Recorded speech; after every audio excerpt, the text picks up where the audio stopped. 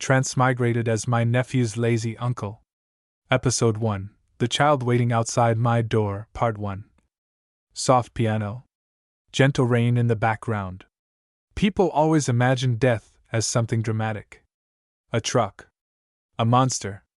A heroic sacrifice. Mine? It was a spreadsheet. Don't laugh.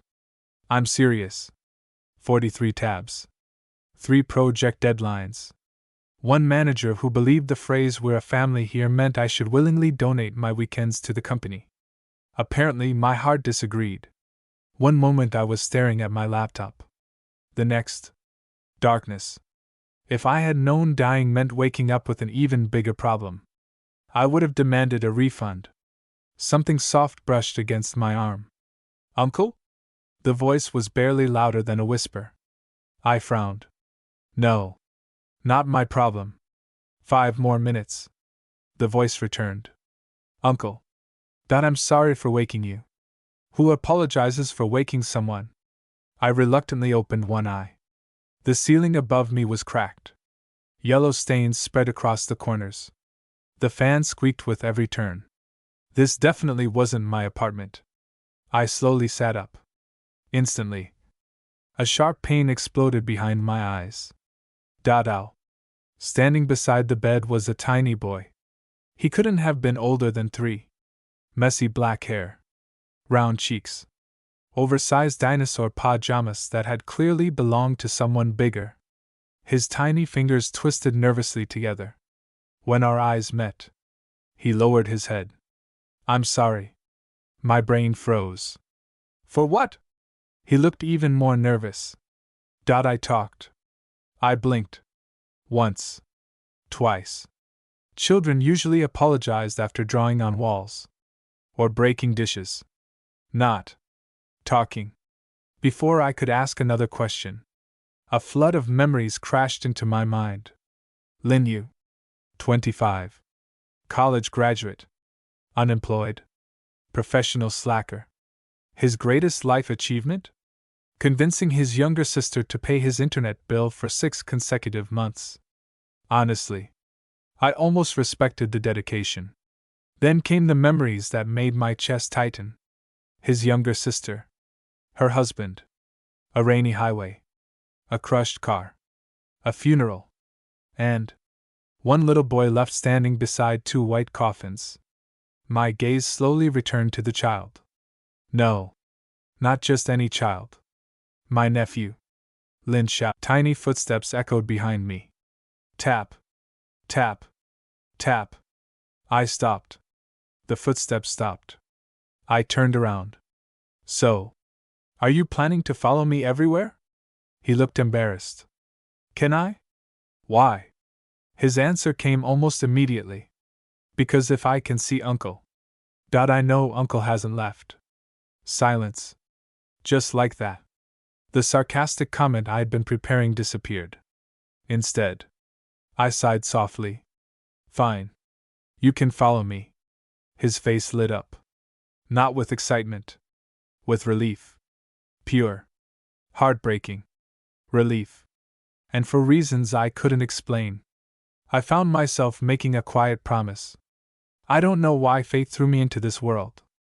But while I'm here, this child isn't going to feel abandoned ever again. Music swells softly as the scene fades. End of part 1. Soft morning music. The faint hum of an old refrigerator. I opened the refrigerator with all the confidence of a man expecting absolutely nothing. I wasn't disappointed. 1 lonely tomato. 3 eggs. Half a bottle of milk that was either nearing its expiration date. Or had already crossed into the afterlife. A handful of green onions. And enough ice to start a small glacier. I closed the refrigerator. Then opened it again. Sometimes hope required a second opinion. The contents remained exactly the same. Well, I scratched my head. Looks like we're making. I glanced around dramatically. Surprise cuisine. Behind me, Xiao tilted his head. "What is surprise cuisine, Uncle?" I smiled. "It means even the chef has no idea what he's cooking." The little boy blinked. then nodded seriously. That sounds difficult. It is. Very difficult. I washed the rice. Or, at least I attempted to. Half of it escaped into the sink. Fantastic.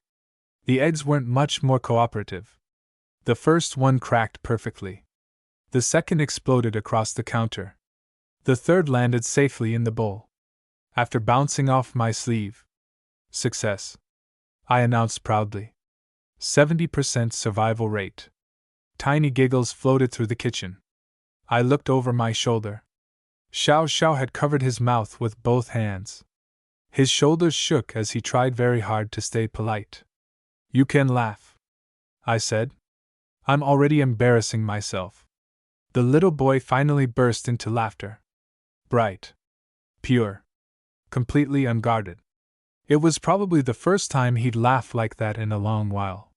Somehow, burning eggs suddenly felt worthwhile. 10 minutes later, the fried rice looked questionable. The eggs were slightly overcooked. The tomato pieces had somehow disappeared into the rice. Presentation? A disaster. Smell? Acceptable. Probability of food poisoning? Hopefully low. I set 2 bowls on the table. Ladies and gentlemen. I spread my arms dramatically, presenting Chef Lin's signature breakfast.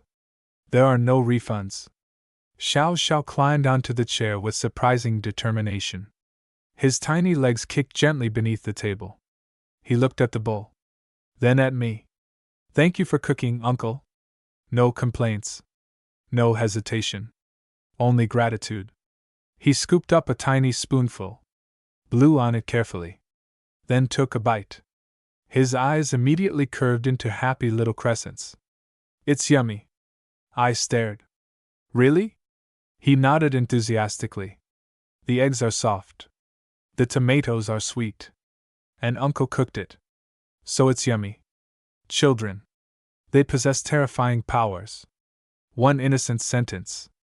And suddenly I wanted to learn how to cook properly. I cleared my throat. Well, I suppose it's edible. That's a passing grade. Xiao nodded very seriously. Uncle got full marks. You're definitely biased. I am, he answered without hesitation. You are my uncle. After breakfast, I washed the dishes while Xiao sat on a tiny stool nearby. He watched me quietly. Every now and then he'd hand me another spoon. Or another bowl. His movements were careful. As if he was afraid of making a mistake. When I reached for the dish soap, a tiny hand beat me to it. I'll help. No. I can do it. You'll get tired. I crouched until we were eye level. Xiao. HM? Helping is good. But children aren't supposed to carry adult responsibilities. He blinked. Then what do children do? They play. They eat. They make a mess. They ask impossible questions. They grow. He thought about it for a long moment. Can I still help a little? I smiled. Only a little. His entire face lit up. He carefully carried one plastic spoon to the drying rack. As though he'd completed the most important mission in the world. Around noon, reality knocked on the door. Not literally. Financially. I searched through the apartment until I found the wallet. Inside, 3 crumpled bills, a handful of coins, and an overdue electricity notice. I counted everything twice. Then a third time. Maybe the money would magically multiply. It didn't. Fantastic. I sighed. We're officially poor. Xiao looked up from his picture book. What is poor? I forced a smile. It means we have to be clever with our money. He nodded earnestly. I can eat less. Absolutely not. I gently patted his fluffy hair. No. Growing children eat more. Uncles eat less. He frowned. But Uncle needs to grow too. I'm already grown. Are you sure? I looked down at myself. Fair point. Emotionally. Questionable. I folded the electricity bill and slipped it into my pocket. No matter what happened, I needed a job. Not tomorrow. Today. Because from this moment on, every coin I earned wouldn't just feed me. It would feed the tiny boy who had already begun looking at me, as though I was his entire world.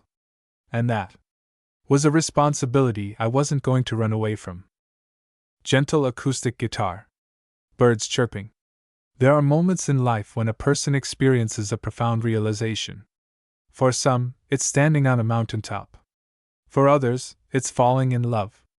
For me, it was discovering that I owned exactly enough money to buy their lunch. Or bus fare. Not both. I stared at the bills in my wallet. Walking builds character. Xiao looked up. Whose character? I laughed. Nobody. Uncle is talking nonsense. Oh. He nodded solemnly. I like Uncle's nonsense. This child. One day he was going to give me diabetes with how sweet he was. The afternoon sun warmed the narrow streets. Small shops lined both sides of the road. An elderly man sold fruit. A flower shop displayed buckets of fresh lilies. Children chased each other past the convenience store. Xiao held my little finger instead of my whole hand. His tiny grip was careful, as if he thought I might disappear if he squeezed too tightly. Every few steps he'd glance up to make sure I was still there. Every time, I'd smile. Every time, he'd smile back. The scent reached us before the building did. Fresh bread. Warm butter. A hint of vanilla. My stomach growled loudly. Xiao immediately looked worried. Uncle? It's fine. My stomach is simply applauding. He blinked. Stomachs can clap? They can if they're hungry enough. He accepted this explanation without question. Children really were wonderfully trusting. The sign above the shop read, Grandma Chen's Bakery. A little brass bell chimed as we stepped inside. Warm light filled the room. Shelves overflowed with fresh loaves, sweet buns, pastries, and cookies. It smelled like home. Behind the counter stood an elderly woman with silver hair tied neatly into a bun. She wore a flour-dusted apron and tiny reading glasses perched on the end of her nose. She looked up, then looked at me, then looked at Xiao. Her expression softened almost instantly. What can I do for you too? I scratched the back of my neck. I'm looking for work. She raised an eyebrow. Can you bake? I can burn fried rice creatively. She stared at me for 2 seconds, then burst into laughter. Real laughter. The kind that made her shoulders shake. I haven't heard anyone admit that in years. She walked around the counter. Honest. Tired. And then her eyes settled on Xiao. The little boy immediately bowed politely. Hello, Grandma. Thank you for letting us come inside. Grandma Chen's expression melted. Oh, you precious child. She crouched down. Have you eaten today? Xiao looked toward me before answering. Uncle cooked. She glanced at me. He did? The child nodded proudly. It was delicious. I coughed. My most loyal supporter. Grandma Chen smiled knowingly. I suspect your little supporter is grating with his heart. She picked up a warm cream bun from a tray. The smell alone nearly convinced me to apply for adoption. She held it toward Xiao. For you. The little boy didn't reach for it. Instead, he looked at me, his eyes silently asking permission. I smiled. You can have it. Only then did he accept it with both hands. Thank you, Grandma. But.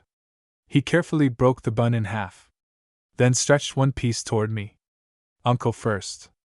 I blinked. This is yours. He shook his head. We share. There it was again. That strange pressure in my chest. The original owner had given this child so little. Yet the first thing Xiao thought about was sharing. Grandma Chen quietly looked away and pretended to rearrange the bread. But I noticed her wiping the corner of one eye. She cleared her throat. I've been needing help in the mornings. The pay isn't high. The work starts early. And you'll go home smelling like bread. I straightened immediately. I already smell like poor decisions. So bread would be an improvement. She laughed again. Come tomorrow. 6 in the morning? I'll teach you everything. For a moment, I couldn't speak. It had been less than a day since I arrived in this world. This morning I had woken up confused. Now, someone had offered me a chance. Not charity. A job. A future. I bowed sincerely. Thank you. I won't disappoint you. I know, she replied softly. I've lived a long time. I can usually tell who is worth trusting. As we stepped back outside, Xiao tugged gently on my sleeve. Uncle? HM? Does this mean we can stay together? I looked down at the tiny hand wrapped around my finger. Then at the bakery behind us. Then at the afternoon sky. Yeah. We're going to be okay. His entire face lit up. Not loudly. Not dramatically. Just peacefully. As though those few words had lifted a weight he'd been carrying for far too long. That evening, back in the apartment, Xiao fell asleep almost as soon as his head touched the pillow. One tiny hand still clutched my shirt. I carefully brushed a strand of hair away from his forehead. You don't have to worry anymore. I'll figure it out. Somehow. Episode 2, Our First Morning Together. Gentle birdsong. Morning sunlight. Soft piano. There are exactly 3 things I hate. Getting up early. Cold water. And responsibilities. Unfortunately, at 6 in the morning, I was experiencing all 3. My alarm screamed like it had a personal grudge against me. I slapped around blindly until I finally found my phone. 0.5 more minutes. Before I could close my eyes again, a tiny voice whispered beside the bed. Uncle. I cracked one eye open. Xiao was already awake. His dinosaur pajamas were slightly wrinkled, and his fluffy bed hair made him look like a sleepy little chick. He held my phone with both hands. The noisy box says it's morning? Traitor. Even my alarm had joined Team Xiao. I groaned dramatically. You know, adults actually need 18 hours of sleep every day. Xiao blinked. Really? No. Thought I made that up. Oh. He thought for a second. Then Uncle is just lazy? Thought you're learning too fast. He giggled. Strike 1. The tiny human had already begun roasting me. Getting dressed should have been simple. It wasn't. I pulled on my shirt, turned around, and found Xiao trying very seriously to copy me. He somehow managed to get both legs through one pant leg. Need help? He frowned in concentration. I can do it. 5 seconds later, he toppled sideways onto the bed like a tiny turtle flipped onto its shell. I couldn't stop laughing. He puffed out his cheeks. Uncle. It's not funny. It absolutely is. I reached down and helped untangle him. There. See? Much easier. He nodded solemnly. Being little is difficult. I'll write a complaint. His eyes widened. To who? I pretended to think very hard. The baby department. Will they answer? I hope so. They've made several design flaws. He looked down at his short legs. Like these? Exactly. We'll ask for longer legs. Satisfied, Xiao nodded as though this was a perfectly reasonable plan. The walk to Grandma Chen's bakery took only 10 minutes. Morning sunlight painted everything gold. Street vendors arranged vegetables outside their shops. An old man watered tiny potted flowers. Someone nearby was steaming buns, filling the air with a comforting smell. Xiao held my hand the entire way. Not tightly. Just enough to remind himself. I was still there. Every few steps he'd look up. I'd smile. He'd smile back. It became our own little ritual. The little brass bell above the bakery door chimed. Good morning, Grandma Chen called from behind the counter. Oh. So the sleepy slacker actually came. I almost lost a bet with myself. I considered staying in bed. I admitted honestly. But someone insisted. I looked down. Xiao immediately shook his head. I only woke Uncle. 0.7 times. Grandma Chen laughed so hard she nearly dropped the tray of rolls. 7? That's restraint. I would have used cold water. I looked horrified. You two have known each other for 1 day. Why are you already bullying me together? Xiao quietly covered his mouth. Trying. And completely failing. To hide another giggle. Grandma Chen tied an apron around my waist. Then stepped back. Too loose. She tightened it. Still crooked. She sighed dramatically. Honestly. Hopeless. Xiao raised his tiny hand. I can help. He carefully reached up on tiptoe.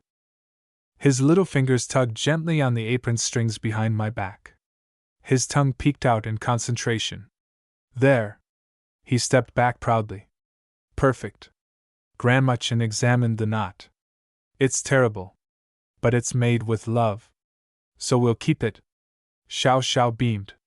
I looked at the crooked knot and smiled despite myself. Maybe. Perfection wasn't all that important. Maybe. Having someone who wanted to help was enough. The warm scent of freshly baked bread filled the bakery as the morning rush began. Without realizing it, this tiny bakery was slowly becoming our home. Episode 3, Strawberry Mission. Morning ambience. Birds chirping. Soft piano. I've reached an important conclusion. Children are powered by sunlight. Adults are powered by caffeine and regret.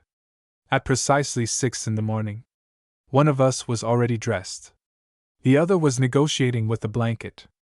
0.5 more minutes. A tiny hand poked my cheek. Uncle. No. Another poke. Uncle. No. A third poke. Uncle. I'm filing a complaint. Xiao tilted his head. To the baby department? I slowly opened one eye. You've been remembering my jokes? He nodded proudly. They still haven't given Uncle longer legs. I sighed dramatically. Government efficiency. Xiao didn't understand. But he laughed anyway.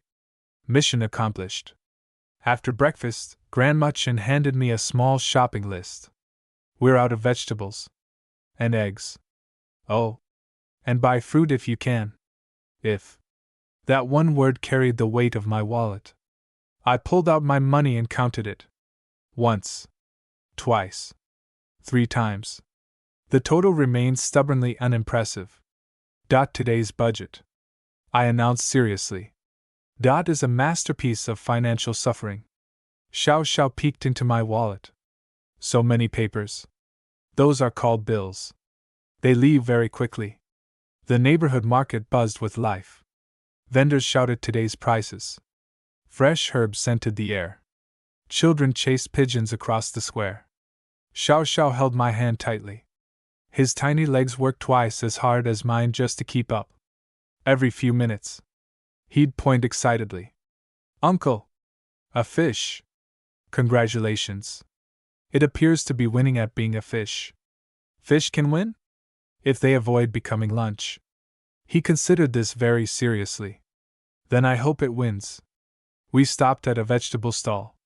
Tomatoes. 2. Potatoes. 3. Carrots. 0.1. The auntie laughed. Cooking for 2? I nodded. And one tiny food critic. Xiao immediately shook his head. I like Uncle's cooking. The auntie smiled. Of course you do. You love your uncle. No hesitation. No embarrassment. Just a simple fact. The words landed gently in my chest. Then, we reached the fruit stall. Bright oranges. Sweet grapes. Watermelon. Bananas. And a neat row of bright red strawberries. Xiao stopped walking. His eyes grew round. He didn't say a word. He simply looked. 1 second. 2. 3. 4. 5. His little fingers tightened around mine. Pretty. They are. He smiled softly. Then, without asking, without pouting, without complaining, he quietly tugged my hand. Let's go, Uncle. I glanced back at the strawberries. Then at the tiny boy pretending not to look anymore. You don't want them? He shook his head immediately. They're expensive. I know. We should buy eggs. Eggs help people grow. Strawberries can wait. For a moment, I couldn't speak. 3 years old. And already putting his own wishes behind someone else's needs. I squeezed his tiny hand gently. We'll come back someday. He smiled. Okay. Not disappointed. Not upset. Just trusting. As though if Uncle said someday, then someday would definitely come. I silently made another promise. Next payday. Those strawberries are yours. No matter what. On the walk home, Xiao suddenly stopped. A tiny orange kitten sat beneath a bench. It looked no older than a few months. It let out a tiny mew. Xiao crouched down immediately. Uncle. It sounds lonely. The kitten looked at us with wide, cautious eyes. I sighed. Don't look at me like that. I already adopted one tiny creature. I can't afford another. The kitten meowed again. Xiao looked at me. The kitten looked at me. Even a passing grandma looked at me. Why am I suddenly the villain? Xiao shuffled a little closer. His tiny voice was barely above a whisper. Can we give it a little water? I smiled despite myself. That we can definitely do. Sometimes. Kindness didn't have to be expensive. Sometimes. A bowl of water was enough. Soft afternoon music. Paper bags rustling. The kitten happily lapped up the small bowl of water we borrowed from a nearby tea stall. Xiao crouched a safe distance away, his knees tucked against his chest. He didn't try to touch it. He simply watched. The little kitten drank for a long time before finally looking up. Mew. Xiao smiled so brightly that I couldn't help smiling too. I think, he whispered. It said thank you? I nodded gravely. It definitely spoke cat. His eyes widened. Uncle understands cat? I understand many languages. Really? Of course. I pointed toward a pigeon pecking at breadcrumbs. That pigeon just called me handsome. Xiao looked at the pigeon. Then back at me. I think. It called Uncle lazy. I clutched my chest dramatically. Betrayed. My own nephew has sided with the birds. Xiao covered his mouth, giggling so hard his shoulders bounced. Honestly, hearing that laugh was becoming dangerously addictive. By the time we reached the bakery, Grandma Chin had already rolled up her sleeves. There you are. She looked inside our shopping bag. Good. Vegetables. Eggs. No unnecessary spending. I puffed out my chest proudly. I exercised remarkable self-control. Grandma Chin narrowed her eyes. That's because you're broke. Please don't expose me in front of the child. Too late. Xiao nodded solemnly. We're cleverly poor. I blinked. Where did you learn that? You said it this morning? I did. Apparently. Children remembered absolutely everything. Wonderful. I needed to start filtering my mouth. The bakery slowly filled with the warm smell of fresh bread. Grandma Chin placed a lump of dough in front of me. Today. You need. I stared at it. It stared back. This feels personal. She folded her arms. The dough isn't going to knead itself. Has anyone actually confirmed that? No. Then I believe in miracles. Grandma Chin reached for her wooden spoon. I immediately grabbed the dough. I suddenly believe in hard work. From the corner of the room, tiny laughter erupted. Xiao had climbed onto his little stool. His chin rested on the counter as he watched me struggle. Uncle. You're fighting bread. I'm losing. He nodded sympathetically. It's very strong. Thank you for your emotional support. Nearly an hour later. My arms felt like jelly. Grandma Chin examined the dough. She poked it once. Twice. Then nodded. Acceptable. I gasped. I passed? You barely survived. I'll take it. Before I could celebrate, 2 tiny hands clapped enthusiastically. Uncle won! I looked over. Xiao Zhao's eyes sparkled as though I'd just conquered a mountain instead of kneading flour. He ran over on his tiny legs. So cool. He hugged my waist without warning. I'm proud of Uncle. Nobody had said those words to me in a very long time. Something warm settled quietly inside my chest. I gently rested my hand on his fluffy hair. Thank you, Xiao baby. He looked up immediately. I like when Uncle calls me Xiao baby. Oh? It feels. He searched for the right word. Warm. I smiled. Then Xiao baby it is. The afternoon rush arrived. Customers streamed into the bakery one after another. A university student bought sandwiches. An elderly couple shared a loaf of milk bread. A little girl pointed excitedly at cream buns. Xiao took his self-appointed job very seriously.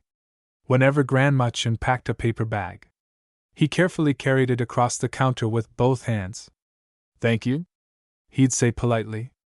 Every single customer melted. Oh my goodness. He's adorable. What a polite little boy. One elderly grandfather secretly slipped a strawberry candy into Xiao Zhao's pocket. Xiao immediately ran to me. Uncle. A grandpa gave me candy. Can I eat it? I crouched beside him. After dinner. He nodded without complaint. Then. He carefully placed the candy into his little pocket again. I'll save it. For later? He shook his head. For Uncle too. We'll share. I laughed softly. Everything with you is we share, isn't it? He tilted his head. Sharing makes things bigger. Bigger? Happiness. Where? Did this child even learn things like that? Certainly not from the original Lin Yu. Grandma Chen quietly smiled as she dusted flour off the counter. Neither of us said anything. Some moments were too precious to interrupt. As the golden afternoon sunlight spilled through the bakery windows, I suddenly realized something.